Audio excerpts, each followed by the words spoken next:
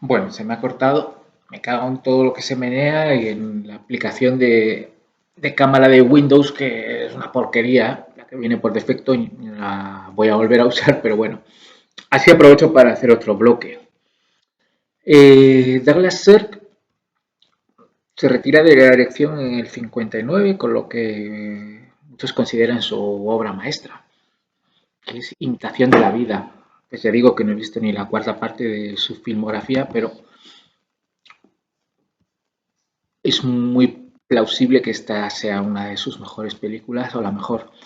En el año 58 hace una que parece muy interesante, que le gustó mucho al idiota de Godard, que es Un tiempo para morir y un tiempo para morir, que trata sobre un soldado alemán que está en el frente ruso y que le da un permiso para ir a Alemania y ve que las cosas están muy mal ahí. Y ya en el año siguiente, en el 59, Douglas Sirk hace esta película que es como su obra cumbre, que es Imitación de la vida, protagonizada por Lana Turner, que era una MILF de la época, una rubia muy guapa, pero que era una alternativa más decente, entre comillas, a Marilyn, menos curvilínea, menos explosiva, que hacía de como de persona respetable, vamos a decir. Entonces ella interpreta a una divorciada, con todas las connotaciones que eso tiene en la época, hablamos del año 59, con una hija además, y la película empieza que en una playa en la que ella está paseando, pasando la tarde, y pues hay un fotógrafo ahí aficionado que le hace unas fotos porque le llama la atención ella y la hija. Y ella en vez de denunciarlo, pues se hace amiga de él, porque bueno, pues hay también una atracción ahí. Y en el mismo día la protagonista se hace amiga de una señora negra que está también ahí con una chica cuidando, que es blanca. Y entonces ella, la prota, enseguida se da cuenta que esta señora no tiene donde caerse muerta y la invita a pasar la noche en su apartamentito con la niña. Entonces están ahí las dos mujeres y las dos niñas. Y una vez ahí, pues la señora negra le confiesa que esta chica blanca pues es hija suya, de un señor que la dejó y tal. Y entonces, pues resulta que esta la ve tan necesitada, la prota, que le dan empleo como empleada doméstica, aunque ella está ahí en la ruina caracolera, pues tiene la compasión de cogerla ahí bajo su ala y compartir lo poquito que tienen, ¿no? Y entonces, bueno, pues está ya un poquito más adelante, consigue trabajo como modelo, la protagonista, y empieza un romance con el fotógrafo y bueno, pues todo parece ir viento en popa hasta que ella ya empieza a ganar bastante dinero y el otro se mosquea porque ve que se relaciona ahí con señores ricos que quieren pues, tener cosas con ella, esas historias. Pero la historia se cuece muy, muy despacito porque pasan años, de hecho, pasa un montón de años y entonces las dos niñas ya crecen y, y se hacen grandes, adolescentes. Es curioso porque la hija de Lana Turner, ya de adolescente, quien la interpreta es Sandra Dee, que es una actriz que tenía fama por... Se la consideraba muy cursi, era como el paradigma de niña buena. Si alguna vez habéis oído hablar de ella y no la habéis visto en cine, pues ahí la tenéis en Imitación de la Vida. Y hay una subtrama muy interesante, que, bueno, hoy día sería probablemente bastante anacrónica, pero que está bien, sobre la otra niña, la hija de la negra, que es totalmente blanca y muy guapa, por cierto, que ella siente el estigma de que es hija de una negra en los años 50. Entonces, eso ella lo guarda en secreto porque no quiere perder prestigio social, tiene un novio que es racista, de hecho. Y bueno, por un lado, no te lo crees mucho porque es que ella es muy blanca. Si fuera mulatita, pues vale, es que pero parece Natalie Wood, no sé. Y tampoco sé yo hasta qué punto, por muy carca que fuera un chaval de la época, se cabrearía con su novia por ser hija de una negra. Lo sabría, pero me parece, habría gente de ese tipo, pero me parece un poco traído por los pelos. Eso de que un tipo de repente se vuelva contra su novia que tiene aspecto de blanca 100% porque la madre es negra. Bueno, pero bueno, digamos que son unos elementos que son necesarios para este drama y que están ahí, se cuentan con gusto. La peli está muy muy bien fotografiada, te, te dan muy buena, te explica muy bien el paso del tiempo porque el Sirk, Douglas Sirk se toma la molestia de ir poniendo elementos en pantalla donde te explican en qué mes y en qué año están. Hay un calendario, cosas de esas, o un letrero. Y entonces está todo muy bien contado. Además, la historia en sí de cómo la protagonista cambia de situación social y se tiene que ir adaptando primero a tener muchas aperturas y luego a todo lo contrario, a tener demasiada abundancia, pues está bien contada, el dilema es creíble, es interesante, la relación con el fotógrafo, cómo hay muchos tiras y aflojas y él tiene unos principios que no se adaptan a los de ella porque él quiere una vida clásica de la mujer en la casa y ella pues tiene esa tentación ahí de ser una estrella y demás. Es que de hecho yo creo que ella más que modelo luego se mete actriz. Entonces se hace súper famosa, sí, actriz de teatro, exactamente. Y entonces, claro, él se siente alienado ahí, él no quiere que ella se meta en ese mundo tan destructivo que lo es. Y bueno, pues es una película que os digo lo mismo de todo lo que deseo, en el aspecto de que todo funciona. Lo que pasa es que esta es más ambiciosa, es más vistosa, bueno, es más producción grande, vamos a decir. No sé si ganó, no, no ganó Oscars, pero creo. Pero es una película que luego se la ha reexaminado, vamos a decir, y, y es prestigiosa, es una película que se considera un clásico y con justicia.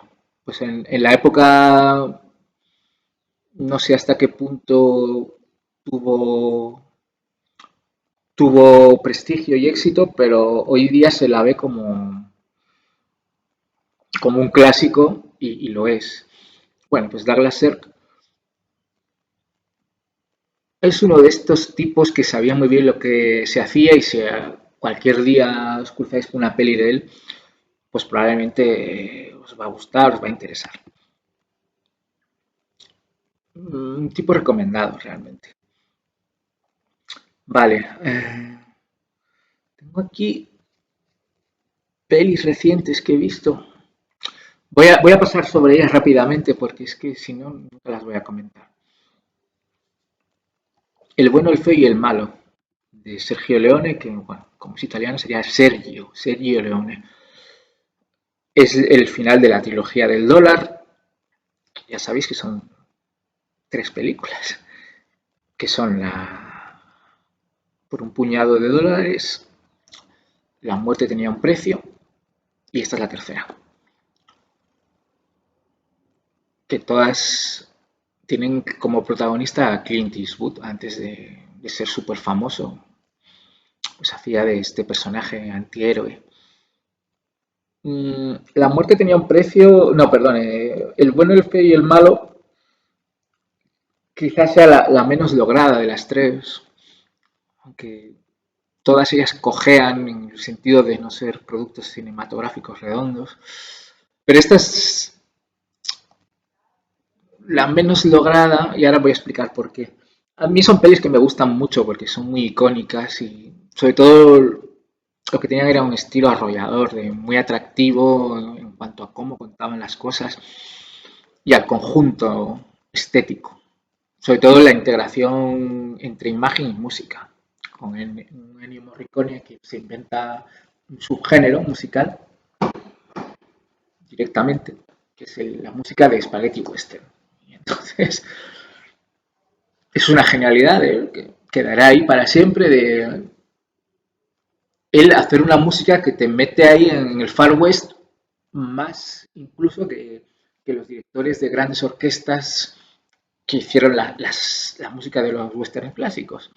El tío ahí, siendo un italiano de no sé dónde, consiguió meterse en ese ambiente a base de pura imaginación y plasmarlo en unas bandas sonoras muy épicas, incluso usando el banjo, instrumentos que te metían mucho en ese ambiente, ¿no? Entonces, estas películas como estilo lo tienen todo. Les falla la historia, que es muy básica. Y es curioso, porque además parece que a este Leone le fascinaba mucho el forajido, el tío malo, el tío obsesionado con el dinero. Incluso los protagonistas es que ni siquiera son héroes como tales, ni un sheriff, ni un ranchero como son en otras películas. Son más bien granujillas que están un poco entre la ley, la no ley, que son muy codiciosos. Todos los protagonistas de estos Spaghetti Western son tíos que están obsesionados con ganar mucha pasta, con conseguir un botín y los malos también. Es gracioso porque son antagónicos los buenos y los malos, pero todos quieren lo mismo, llevarse la pasta, ya sea por una recompensa o por robar un banco, etcétera. Y esta película del bueno, del feo y el malo, pues ya es la sublimación de eso, porque de las tres películas es la que tiene el botín más grande, que es un cargamento de oro que se ha perdido y está escondido, entonces pues todo el mundo quiere encontrarlo, los buenos y los malos. Pues vuelve a salir ahí Lee Van Cleef como esta vez de malo malísimo, que en la muerte tenía un precio, que era la segunda peli, era el bueno. Hacía equipo con Clint Eastwood, aquí no, aquí es el villano. Y luego el que hacía de jefe de la banda en las dos primeras películas, que no recuerdo el nombre ahora y no lo quiero mirar porque se me va a cortar otra vez la puta grabación. Pues aquí tiene un papel mucho más pequeño porque era un tío con una pinta buenísima, pero resulta que ganó mucho peso. Ya en la época de la tercera película ya no daba tan bien. Entonces, el malo del título es Lee Van Cleef. El bueno es Clint Eastwood, que hace de lo de siempre, del cazarrecompensas. Y el feo es otro actor que meten ahí como coprotagonista, que, bueno, pues no recuerdo el nombre de él, pero su trama es que quiere encontrar el oro y hará lo que sea por conseguirlo. Un tío ahí sin escrúpulos.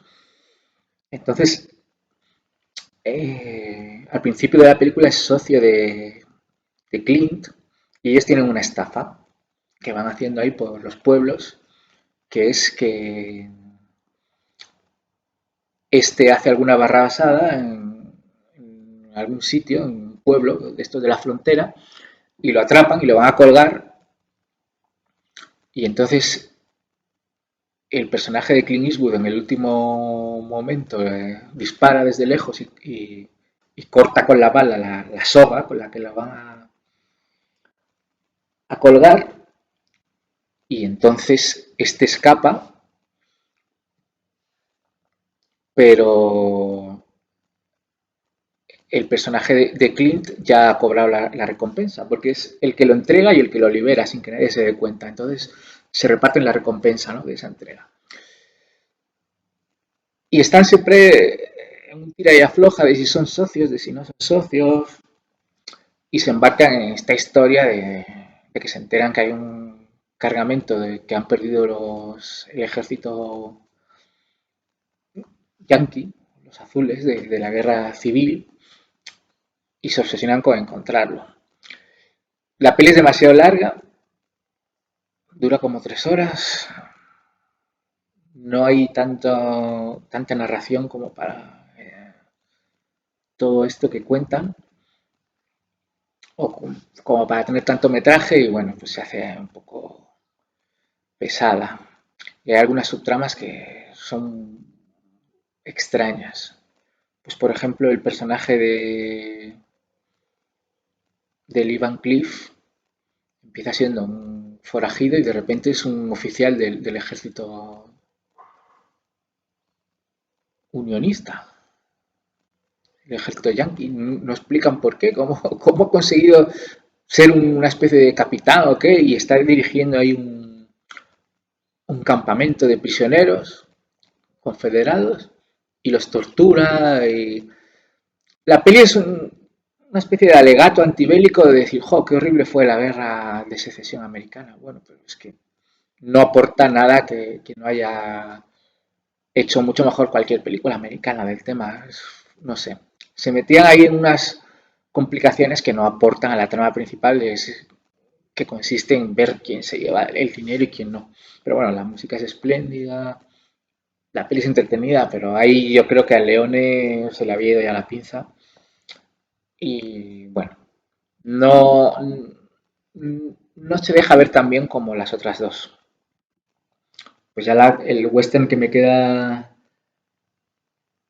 de ver de Leones era una vez en el oeste, que fue su penúltima película, porque luego ya hizo Érase una vez en América y se murió. Le reventó la patata, pero el tipo ya estaba en plan sin control. Hacía películas de 3, de 4 horas. Érase una vez en América se estrenó en 2 partes en España. Me acuerdo perfectamente porque era demasiado larga. Bueno, pues ya digo, estos western italianos, la diferencia que tienen con los americanos es que tú una peli de John Ford o Howard Hawks, uno de estos, te muestran las dificultades de vivir en el oeste para el pionero, para el que está del lado de la ley, para el personaje sacrificado, y se da mucha importancia a la relación entre personajes, se escriben buenos diálogos y demás. Y Leone, el estilo era mucho más acción y interesarse en la figura de eso, del cazarrecompensas, el forajido, era más orientado a la acción por sí misma. Es interesante ese contraste, ¿no? Entre cómo ven el oeste europeos y americanos. Bueno, eh, un anime o un anime, una película de animación japonesa. Summer Wars, que la vi ahí pasada por la tele y no me acordaba de las similitudes que guarda con una peli que hizo después el mismo director, que es Bell. Esta película la dirige Mamoru Hosoda, que es uno de los directores más en boga ahora mismo en el anime mundial. Y es muy recomendable, es muy recomendable. Sobre todo verla en conjunción con